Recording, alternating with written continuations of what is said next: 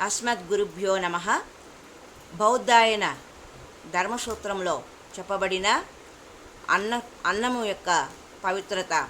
అన్నే శ్రితాని భూతాని అన్నం ప్రాణమితి శృతి తస్మాదన్నం ప్రదాతవ్యం అన్నం హి పరమం హవిః. అన్నమును సర్వభూతములు ఆశ్రయించును. అన్నము ప్రాణమని శృతి. అందువలన అన్నమును ఇవ్వవలెను. అన్నము ఉత్కృష్టమైన హవిస్సు. బౌద్ధాయన ధర్మసూత్రము తపస్సు గురించి ఇలా చెప్తున్నది. అహింసా సత్యమస్యైనం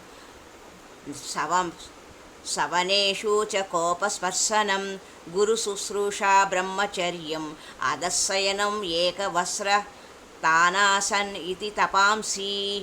అహింస, సత్యము, అచౌర్యము, సంధ్యావందనము, గురు శుశ్రూష, బ్రహ్మచర్యము, కటిక నేలపై పరుండుట, ఒకే వస్త్రం ధరించుట ఇవి తపస్సులు అని చెప్పబడినవి. బోధాయన ధర్మసూత్రంలో చెప్పబడిన పవిత్ర క్షేత్ర ధర్మములు. సర్వే శిలోచ్చయా సర్వాః స్రవంత్యః సరితః పుణ్యాః హ్రదాస్తీర్థాని ఋషినికేతనాని గోష్ఠక్షేత్రత్ర వరుష్కంద ఇత్యది దేశాః. ఎత్తైన పర్వతములు, ఎల్ల నదులు, పుణ్యనదులు, హ్రదములు, తీర్థములు, ఋషి ఆశ్రమములు, క్షేత్రములు, దేవాలయములు ఇవి పవిత్రకర దేశములు. అలాగే పవిత్ర వ్రతముల గురించి బోధాయన ధర్మసూత్రంలో ఇలా చెప్పబడినది. ఉపన్నాయేన